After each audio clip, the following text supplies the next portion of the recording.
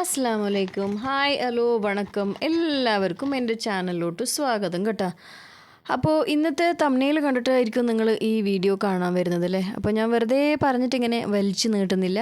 ആദ്യമായിട്ടാണ് എൻ്റെ ചാനലിലേക്ക് നിങ്ങൾ വരുന്നതെങ്കിൽ ദയവ് ചെയ്ത് സബ്സ്ക്രൈബ് ചെയ്യുക, സപ്പോർട്ട് ചെയ്യുക, ലൈക്ക് ചെയ്യട്ടോ, ഷെയർ ചെയ്ത് തരണേ. പിന്നെ എന്താ പറയുക, വീഡിയോ മുഴുവനായിട്ടും കാണാൻ വേണ്ടി ശ്രമിക്കുക. ഓക്കെ, ഇതിൽ നിന്ന് നിങ്ങൾക്ക് എന്തെങ്കിലും ഒരു ഉപകാരം കിട്ടുമല്ലോ.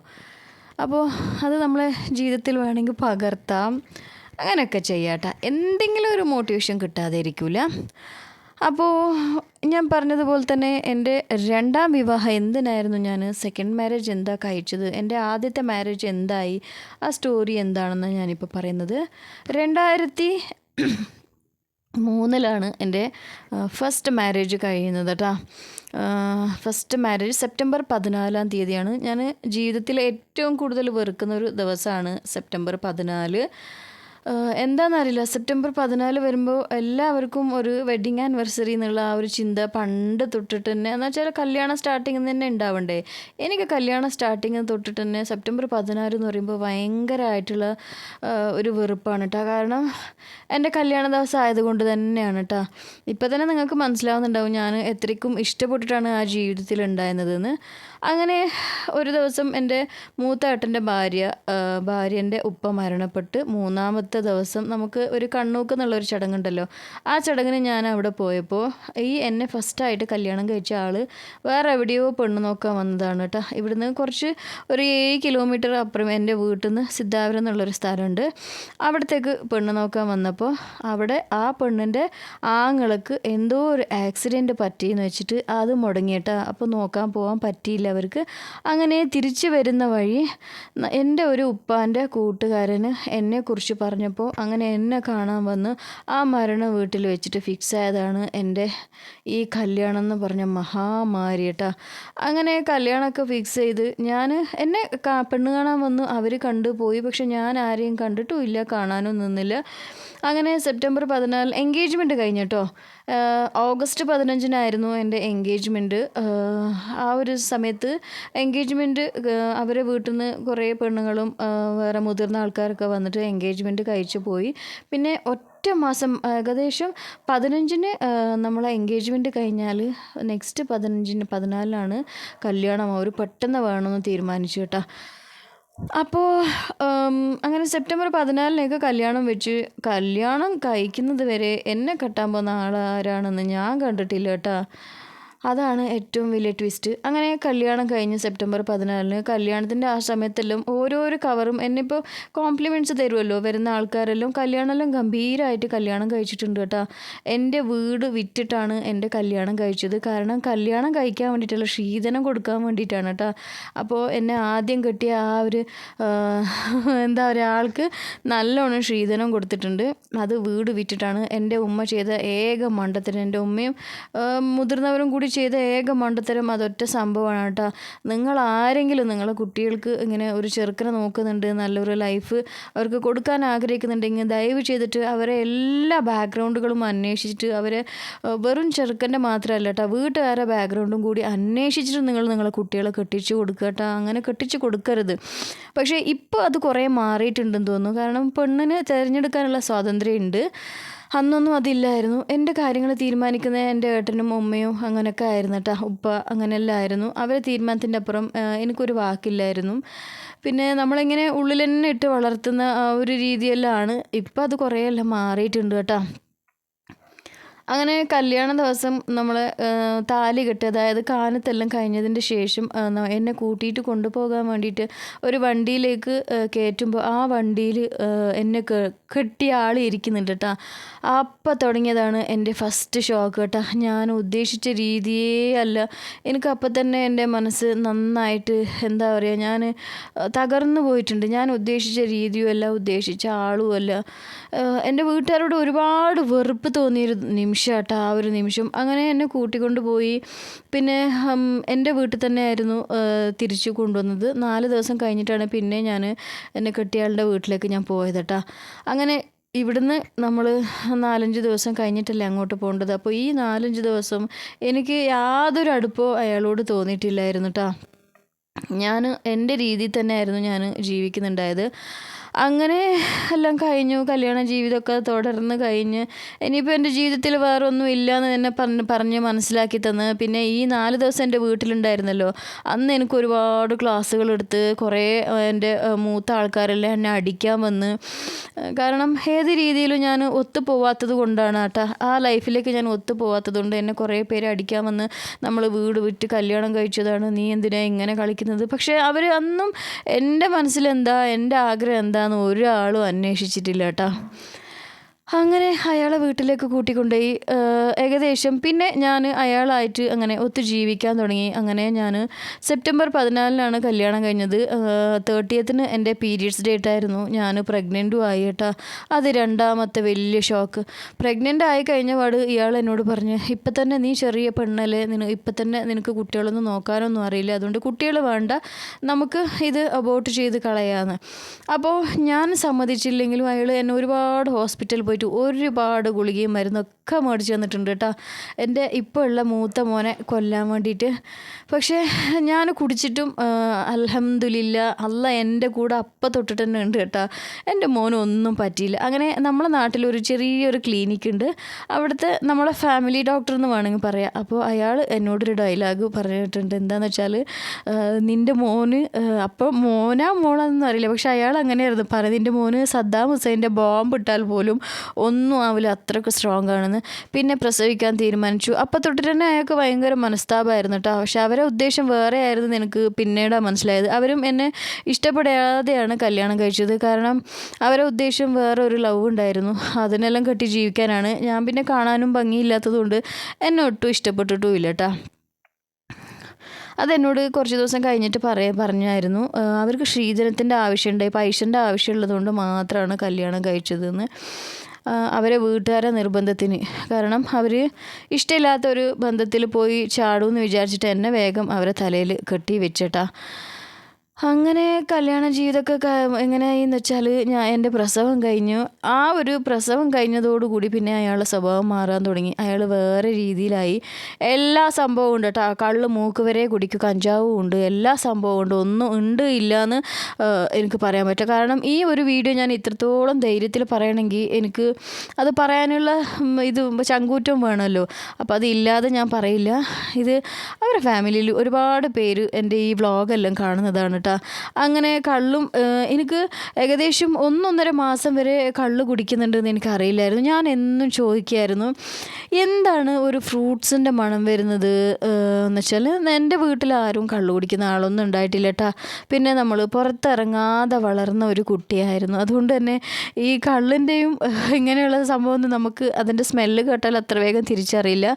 അപ്പോൾ ഞാൻ എന്നും ചോദിക്കുമായിരുന്നു, വൈകുന്നേരം എപ്പോഴും ലേറ്റ് നൈറ്റാണ് വീട്ടിൽ വരുന്നത്, എന്താ ഇങ്ങനെ ഒരു ഫ്രൂട്ടിൻ്റെ സ്മെല്ല് വരിക, അല്ലെങ്കിൽ മുല്ലപ്പൂവിൻ്റെ സ്മെല്ല് വരിക എന്നൊക്കെ. പിന്നെ അത് എനിക്ക് അയാളെ വീട്ടിൽ നിന്ന് തന്നെ ഒരാൾ പറഞ്ഞു തന്നതാണ്, ഇങ്ങനെയാണ് സംഭവം, അതാണ് ഈ 12 മണി രാത്രിക്കെല്ലാം കയറി വരുന്നതെന്ന്. ഓക്കെ, എന്നാലും ഞാൻ സഹിച്ച് നിൽക്കാൻ വേണ്ടി ശ്രമിച്ചിട്ടുണ്ട് കേട്ടോ. അതെല്ലാം കഴിഞ്ഞ് പ്രസവമെല്ലാം കഴിഞ്ഞിട്ടായ പിന്നെ അയാളെ സ്വഭാവം മൊത്തത്തിൽ അങ്ങ് മാറി. പിന്നെ കള്ളും കഞ്ചാവും മാത്രമല്ല, പെണ്ണുമായി. പിന്നെ അയാൾക്ക് വേറെ ലൈനായി, എന്നെ ഒഴിവാക്കാൻ വേണ്ടി ശ്രമിക്കുകയായിരുന്നു പിന്നെ അയാൾ. അങ്ങനെ ഒരുപാട് ഫൈറ്റ് നമ്മൾ തമ്മിൽ നടന്നിട്ടുണ്ട് കേട്ടോ, ഒരുപാട് ഫൈറ്റ് നടന്നിട്ടുണ്ട്. പിന്നെ അയാൾ ഒരു കണ്ടീഷനായി, ഞാൻ കൂടെ നിൽക്കില്ല, ഞാൻ എവിടെയെങ്കിലും പുറത്ത് പണിയെടുത്തിട്ട് മാസത്തിന് 1-2 പ്രാവശ്യമോ വന്നു പോകുമെന്ന്. ചെറിയ കുട്ടികളായി. അപ്പോഴത്തേക്ക് എൻ്റെ ജീവിതം ഒരുപാട് മുമ്പോട്ടേക്ക് വന്നു കേട്ടോ. കുറേ ഭാഗം കട്ട് ചെയ്തിട്ടാണ് ഞാൻ ഈ പറയുന്നത്, കാരണം ഈ വീഡിയോ കുറേ നീളത്തിലില്ല. അപ്പോൾ എനിക്ക് സംസാരം അത്രയ്ക്കേ പറയാനുള്ളൂ. ഡീറ്റെയിൽ വീഡിയോ ആണെങ്കിൽ നിങ്ങൾ പറഞ്ഞാൽ മതി. അങ്ങനെ 2 കുട്ടികളെല്ലാം ആയപ്പോൾ ഇയാൾ എന്തായാലും എൻ്റെ കൂടെ ഇയാൾ താമസിച്ചിട്ടില്ല. ആകെപ്പാട് 8 മാസം മാത്രമേ നമ്മളൊരു കല്യാണ ജീവിതം എന്ന് പറഞ്ഞിട്ട് നമ്മൾ ജീവിച്ചിട്ടുള്ളൂ കേട്ടോ. ആ 8 മാസത്തിൽ അയാൾക്ക് മുങ്ങിപ്പോകാനും ഓടിപ്പോകാനേ സമയമുണ്ടായിരുന്നുള്ളൂ. അങ്ങനെ എന്താ പറയുക, ഒരു ദിവസം ഇയാൾ പിന്നെ ഞാൻ ഇച്ചിരി ബാക്കോട്ട് തന്നെ പോകാം കേട്ടോ. ഒരു ദിവസം ഇയാൾ, എൻ്റെ ആദ്യ മോന് 8 മാസം ആകുമ്പോൾ ഞാൻ എൻ്റെ വലിയ ഏട്ടൻ്റെ വീട്ടിൽ വിരുന്ന് പോയതായിരുന്നു കേട്ടോ. ഒരു പെരുന്നാളിൻ്റെ ദിവസം നമ്മളെല്ലാവരും അങ്ങോട്ടേക്ക് ക്ഷണിച്ചിട്ടുണ്ടായി. അങ്ങനെ അവിടെ നമ്മളെല്ലാവരും പോയി. അവിടെ ഇങ്ങനെ വർത്തമാനം പറഞ്ഞുകൊണ്ടിരിക്കുമ്പോൾ ഇയാൾ പറഞ്ഞ്, ഞാനിപ്പോൾ വരാം, ഒരു 5 മിനിറ്റ് എന്ന് പറഞ്ഞിട്ട് ടൗണിലേക്ക് പോയതാട്ടോ. വലിയേട്ടൻ്റെ നാട്ടിൽ ടൗണിലേക്ക്. അപ്പോൾ നമ്മൾ ബ്രേക്ക്ഫാസ്റ്റ് ഒന്നും കഴിച്ചിട്ടില്ലായിരുന്നു. നമ്മളെല്ലാവരും ബ്രേക്ക്ഫാസ്റ്റിന് ഇരുന്ന്. അപ്പോൾ എല്ലാവരും പറഞ്ഞു വരുമായിരിക്കും, ടൗണിൽ പോയതല്ല, നമുക്ക് ബ്രേക്ക്ഫാസ്റ്റ് കഴിക്കാമെന്ന് പറഞ്ഞ് എല്ലാവരും ബ്രേക്ക്ഫാസ്റ്റ് കഴിച്ച്. പിന്നെ കുറേ കാത്തില്ല, നമ്മൾ അന്ന് പെരുന്നാളിൻ്റെ ലഞ്ചും കഴിച്ച്. എൻ്റെ കയ്യിലൊരു പിഞ്ചു കുഞ്ഞും അന്ന് വയറ്റിൽ 3 മാസം ആയിട്ടുണ്ട് കേട്ടോ. വേറൊരു കുഞ്ഞിന്, രണ്ടാമത്തെ കുഞ്ഞിന്. പിന്നെ അങ്ങനെ ഉച്ചക്കും ഇല്ല വൈകുന്നേരവും ഇല്ല. പിന്നെ എനിക്ക് സമാധാനക്കേടായി. ഞാൻ കരുതി അയാൾ എൻ്റെ വീട്ടിലുണ്ടാവും, എന്തെങ്കിലും ശരിയാവാത്തത് കൊണ്ടായിരിക്കും തിരിച്ചു വന്നതെന്ന്. എൻ്റെ വീട്ടിൽ വന്നു നോക്കി, എൻ്റെ വീട്ടിലും ഇല്ല. തിരിച്ച് എനിക്ക് അയാളെ വീട്ടിൽ പോകാൻ എൻ്റെ കയ്യിൽ പൈസയില്ല. അപ്പോൾ എൻ്റെ മോൻ്റെ അരയിൽ ഒരു അരിഞ്ഞാണ് ഉണ്ടായിരുന്നു കേട്ടോ, വെള്ളീൻ്റെത്. അത് ഞാൻ തിരിച്ച് കൊടുത്തിട്ട്, തട്ടാനും കൊടുത്തിട്ട്, സ്വർണ്ണക്കടയിൽ കൊടുത്തിട്ട് ആ പൈസയും കൊണ്ട് ഞാൻ എൻ്റെ വീട്ടുകാരെ ബുദ്ധിമുട്ടിക്കാൻ തീരെ ഞാൻ തയ്യാറല്ലായിരുന്നു കേട്ടോ. കാരണം ഒരുപാട് ബുദ്ധിമുട്ടിയിട്ടുണ്ട്. അത് അവർ എന്നോട് പറഞ്ഞ് കാണിച്ചിട്ടുമുണ്ട്. പ്രത്യേകിച്ചിട്ട് എൻ്റെ ഉമ്മയെല്ലാം 100 വട്ടം പറയുമായിരുന്നു, വീട് വിറ്റിട്ടാ കല്യാണം കഴിച്ചേ, വീട് വിറ്റിട്ടാ കല്യാണം കഴിച്ചതെന്നൊക്കെ. അങ്ങനെയാണ് ഞാൻ പിടിച്ചു നിന്നത് കേട്ടോ ആ ജീവിതത്തിൽ, ബുദ്ധിമുട്ടാവരുതെന്ന്. അങ്ങനെ ഞാൻ തിരിച്ച് അയാളെ വീട്ടിൽ പോയി നോക്കുമ്പോൾ അവിടെ ആളില്ല. അവിടെ പോയി നോക്കുമ്പോൾ അവരെല്ലാവരും കൂടി ഒരു നാടകം കളിക്കും പോലെ, ഇന്നലെ നിൻ്റെ കൂടെ വന്നതാ, പിന്നെ ഇങ്ങോട്ട് വന്നിട്ടില്ലെന്ന്. പക്ഷെ അതല്ല, ഇവരെല്ലാം പ്രീ പ്ലാൻ ആയിരുന്നു കേട്ടോ. ഇവരോട് എല്ലാ സംഗതിയും പറഞ്ഞിട്ടുണ്ട്. അങ്ങനെ അയാൾ മുങ്ങിയേട്ടാ. ആ മുങ്ങിയ മനുഷ്യന് പിന്നെ പൊങ്ങിയത് എൻ്റെ മോന് 1.5 വയസ്സ് കഴിഞ്ഞിട്ട് 2-ാം വയസ്സിലാണ്, 8-ാം മാസത്തിൽ പോയിട്ട് 2-ാമത്തെ വയസ്സിലാണ് അയാൾ പൊങ്ങി വരുന്നത്. അപ്പോഴത്തേക്ക് എൻ്റെ വയറ്റിലുള്ള 2-ാമത്തെ കുഞ്ഞിനെല്ലാം എൻ്റെ വീട്ടുകാർ പറഞ്ഞിട്ട് പിന്നെ നോക്കാൻ പറ്റില്ല, നമുക്ക് ബുദ്ധിമുട്ടാവുമെന്നെല്ലാം പറഞ്ഞ് നമ്മൾ അബോർഷൻ ചെയ്തു. അതൊരു ആൺകുട്ടിയായിരുന്നു കേട്ടോ. ടാബ്ലറ്റെല്ലാം എടുത്ത് അബോർഷൻ ചെയ്തു 3 മാസം എന്തോ ആയപ്പോൾ കേട്ടോ. ഇത് പറഞ്ഞു കേൾക്കുമ്പോൾ തന്നെ എനിക്ക് ഇപ്പോഴും ആ ടെൻഷനുണ്ട്, ഞാൻ എങ്ങനെ ഇതൊക്കെ ഫേസ് ചെയ്ത് വന്നതെന്ന്. അതാണ് ഞാൻ ഇത്രയും സ്ട്രോങ്ങും ഒരു എന്താ പറയുക, എല്ലാത്തിനും എതിർത്ത് നിൽക്കുന്ന ഒരു ശക്തി എനിക്ക് കിട്ടിയത് ശരിക്കും.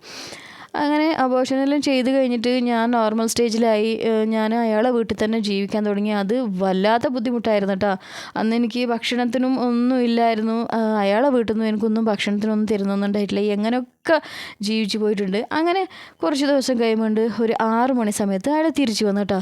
തിരിച്ചു വന്നിട്ട് പിന്നെയും എൻ്റെ കൂടെ നിന്ന് മര്യാദയ്ക്ക് നിന്ന് ഒരു ആഴ്ച വരെ അയാളെ എപ്പോഴും ഉള്ള ആ നോർമൽ രീതിയിൽ നാടകം തന്നെ കളിച്ച്.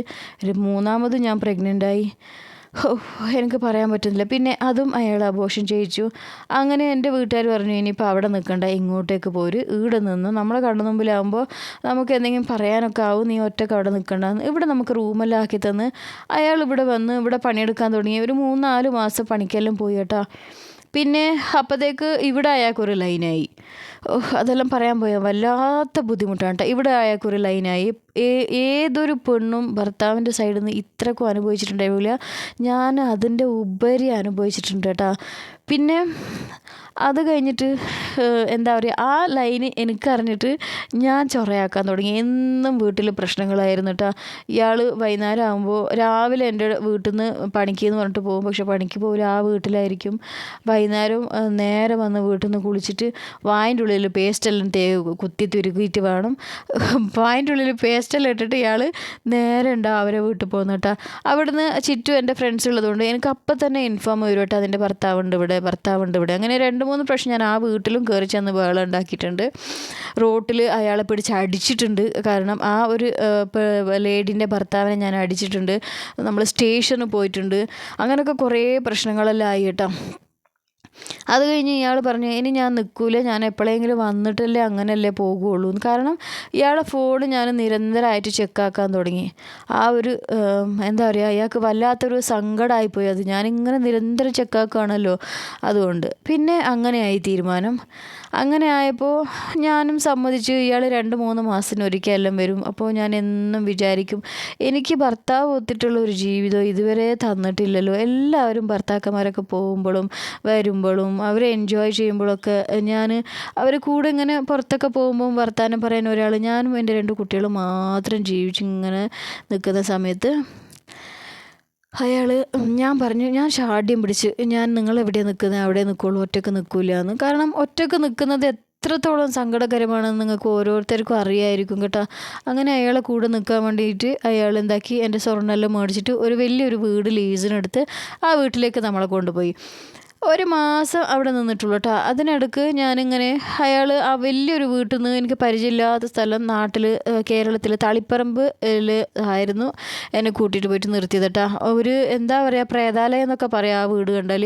ആ വീട്ടിൽ ഞാനും എൻ്റെ ചെറിയ മോനും മാത്രം, വലിയ മോനും ഇവിടെ നമ്മൾ ആദ്യം ഉണ്ടായ നാട്ടിൽ തന്നെ PGയിലും ഉണ്ടായിരുന്നു. അങ്ങനെ ഇയാൾ പുറത്തിറങ്ങിയിട്ട് ഞാൻ എന്തെങ്കിലും ആവശ്യത്തിന് വിളിച്ചാൽ പിന്നെ ഇയാൾ ഉള്ളിൽ വരുന്നവരെ ഫോൺ കിട്ടൂല, ഫോൺ ബിസി ആയിരിക്കും. എന്താ പറയുക, താങ്കൾ വിളിക്കുന്ന നമ്പർ മറ്റൊരു വ്യക്തിയുമായി സംസാരിച്ചു കൊണ്ടിരിക്കുന്നു, ഇത് തന്നെ ആയിരിക്കും എപ്പോഴും. അപ്പോൾ ഇയാൾക്കും ഉള്ളിലൊരു പേടി തുടങ്ങി കേട്ടോ. പിന്നെ ഞാൻ വീട്ടിൽ വന്ന് ഫോൺ നോക്കുമ്പോൾ ഫോണിൽ അങ്ങനത്തെ ഒരു സംഭവം ഉണ്ടാവില്ല. പിന്നെ അവിടെ നിന്ന് ഞാൻ തീരുമാനിച്ചു ഇതെന്തായാലും ശരിയാവില്ല എന്ന്. ഞാൻ തീരുമാനിക്കുന്നതിന് മുമ്പേ അയാൾ തീരുമാനിച്ചിട്ട് അയാൾ എന്നോട് പറഞ്ഞു മൂത്ത മോനെ നോക്കാൻ പോകുന്നിട്ട് കൂട്ടിയിട്ട് വന്നിട്ട് നമ്മളെ വീട്ടിൽ ഒരു ടൗണിൽ എന്നെ ഇറക്കിയിട്ട് എന്നോട് പറഞ്ഞു ഞാനിപ്പോൾ മൂത്രം ഒഴിച്ചിട്ട് വരാമെന്ന് പറഞ്ഞിട്ട് ബസ് സ്റ്റാൻഡിലേക്ക് പോയ ആൾ നേരെ പള്ളിയിൽ പോയിട്ട് എനിക്ക് ഇവള് വേണ്ടാന്ന് പറഞ്ഞിട്ട് തലാക്ക് ലെറ്റർ എഴുതി കൊടുത്തിട്ട് തിരിച്ച് നാട്ടിലേക്ക് പോയി. ഞാൻ കുറച്ച് സമയം അവിടെ നിന്ന് നോക്കുമ്പോൾ ഇയാളെ കാണുന്നില്ല. ഇയാളെ കള്ളത്തരം എനിക്ക് മനസ്സിലായിട്ടില്ലല്ലോ, ഇയാളിങ്ങനെ എന്നെ പറ്റിക്കാൻ വേണ്ടിയിട്ടാണ് കൂട്ടിയിട്ട് വരുന്നതെന്ന്. പക്ഷേ ഇയാൾക്ക് എന്നോട് നേരിട്ട് സംസാരിച്ചാൽ മതിയായിരുന്നു. എനിക്ക് നീയുമായിട്ട് ഒത്തുപോകാൻ പറ്റൂല, എനിക്ക് വേറെ ആളുണ്ട്, അവരൊക്കെ ജീവിക്കണമെന്ന് അയാൾ പറഞ്ഞാൽ മതിയായിരുന്നു. പക്ഷെ അയാളത് പറയാതെ എന്നെ ചതിച്ചു കേട്ടാ. അങ്ങനെ കുറച്ച് നേരം നിന്നിട്ട് ഞാൻ തിരിച്ച് അതേ തളിപ്പറമ്പ് വീട്ടിലേക്ക് തന്നെ ഞാൻ തിരിച്ചു പോയി കേട്ടോ. എത്രയോ കിലോമീറ്റർ ഉണ്ട്, അത്ര ദൂരം ഞാൻ എൻ്റെ ചെറിയ മോനെയും കൂട്ടി തിരിച്ചു പോയി 3 ദിവസം അവിടെ നിന്ന്. അപ്പോഴത്തേക്ക് ഇയാൾ എൻ്റെ വീട്ടിലെല്ലാം വിളിച്ച് പറഞ്ഞിട്ടുണ്ട് ഞാൻ നിങ്ങളെ പെങ്ങളെ കൊണ്ടുവന്നിട്ട് റോട്ടിൽ ഇറക്കിയിട്ടുണ്ട്, എനിക്കിനി അവളെ വേണ്ടാന്ന്. അപ്പോൾ മൂത്താട്ടം പറഞ്ഞിട്ടുണ്ട് ഇത്ര മണിക്കൂറിനുള്ളിൽ എൻ്റെ പെങ്ങൾ ഇവിടെ എത്തിയിട്ടില്ലെങ്കിൽ ഞാൻ നിന്നെ ശരിയാക്കും, ഞാൻ റോട്ടിൽ നിന്നല്ല നിനക്ക് തന്നത്, ഞാൻ 10 ആളെ മുമ്പിൽ കല്യാണം കഴിച്ചു തന്നത് അതുപോലെ കൊണ്ടുവന്നിട്ട് എൻ്റെ വീട്ടിൽ വിടണമെന്ന്. പക്ഷേ ഇവരെല്ലാവരും എന്നെ പെരതാനായി കേട്ടോ. ഞാൻ തിരിച്ച് തളിപ്പറമ്പിലേക്ക് പോയത് ഇവർക്ക് ആർക്കും അറിയില്ല. അങ്ങനെ എല്ലാവരും ടെൻഷൻ അടിച്ച് എന്നെ പെരതി വന്ന് തളിപ്പറമ്പിലേക്ക് വന്ന് നോക്കുമ്പോൾ അവിടെ ഉണ്ട്. പിന്നെ അവിടെ നിന്ന് എൻ്റെ ഏട്ടൻ എന്നെ കൂട്ടിയിട്ട് വന്നു, ചെറിയ ഏട്ടൻ കേട്ടോ. കൂട്ടിയിട്ട് വന്നിട്ട് എന്താക്കി ഇവിടെ ഒരു വീടാക്കി. ഞാൻ ആദ്യം ഉണ്ടായിടത്ത് തന്നെ ഒരു വീടാക്കി. പിന്നെ എൻ്റെ വലിയ ഏട്ടനായിരുന്നു കുറച്ച് സപ്പോർട്ട് എനിക്ക്. എന്താ പറയുക, ആഴ്ചക്കൊരിക്കൽ വന്ന് എല്ലാ വീട് സാധനങ്ങളൊക്കെ മേടിച്ച് അവർ കുറച്ച് ദിവസം നിന്നിട്ടെല്ലാം പോകുമായിരുന്നു. അങ്ങനെ ഏട്ടൻ എന്നെ ഈ ഒരു പാർലർ പഠിക്കാൻ വേണ്ടിയിട്ട്, ബ്യൂട്ടീഷ്യൻ പഠിക്കാൻ വേണ്ടിയിട്ട് ഏട്ടൻ കൊണ്ടേ ആക്കി പഠിപ്പിച്ച് ഒരു കൈത്തൊഴിലായി. പിന്നെ ഇയാൾ വരുത്തോ ചിലവിന് തരുമോ അങ്ങനെയൊന്നുമില്ല കേട്ടോ. ഇയാൾ എന്നെക്കുറിച്ച് വെറും കുറ്റങ്ങൾ മാത്രം പറഞ്ഞ് നടക്കലായി പതിവ്. ഞാൻ കെയർ ചെയ്യുന്നുമില്ലായിരുന്നു.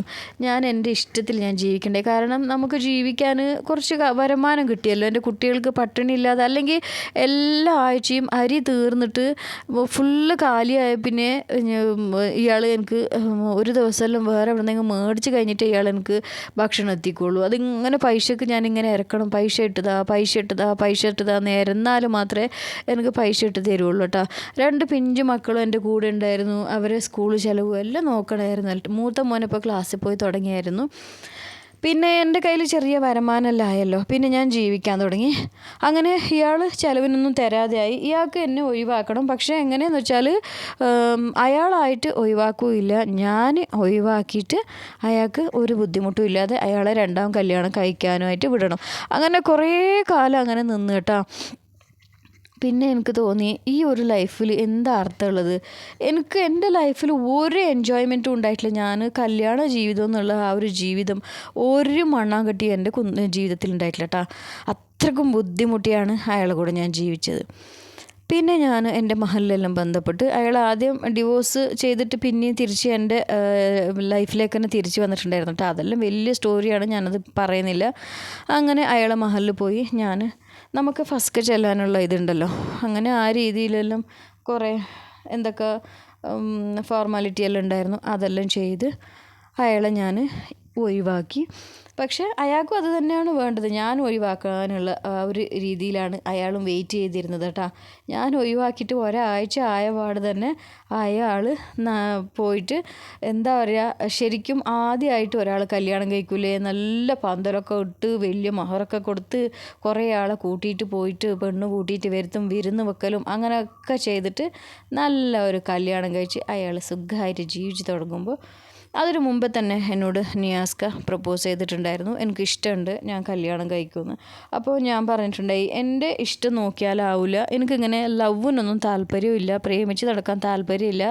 ആ ഒരു സമയം എൻ്റെ കഴിഞ്ഞു പോയിട്ടുണ്ട്. 2 കുട്ടികളുടെ അമ്മയാണ് ഞാൻ.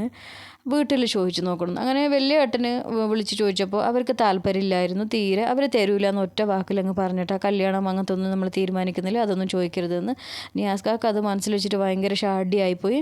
പിന്നെ നമ്മളെ കല്യാണം എങ്ങനെയാണെന്ന് വെച്ചാൽ നിയാസ്കാൻ്റെ ഫാമിലിയിലും ഇഷ്ടമില്ല, എൻ്റെ ഫാമിലിയിലും ഇഷ്ടമില്ല കേട്ടോ. നമ്മൾ രണ്ടുപേരും ഇഷ്ടപ്പെട്ട്, എൻ്റെ മക്കളും ഇഷ്ടപ്പെട്ട് നമ്മൾ ചെയ്തതാണ്. നിയാസ്ക എന്നെ നോക്കുമെന്നുള്ള പൂർണ്ണ വിശ്വാസം എനിക്ക് വന്നു കഴിഞ്ഞതിൻ്റെ ശേഷമാണ് നമ്മൾ ഈ കല്യാണത്തിലേക്ക് വേണ്ടിയിട്ട് ഒരുങ്ങി വന്നത് കേട്ടോ.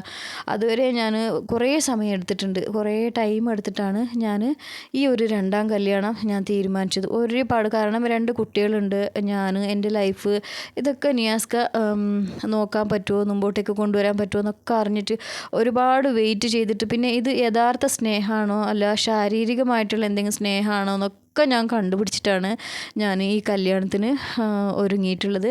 അങ്ങനെ നമ്മൾ കല്യാണം കഴിച്ച് ഇപ്പോൾ ഹാപ്പിയാണ്. ഇപ്പോൾ അൽഹംദുലില്ലാ ഞാൻ 7 മന്ത് പ്രഗ്നൻറ്റും ആണ് കേട്ടോ.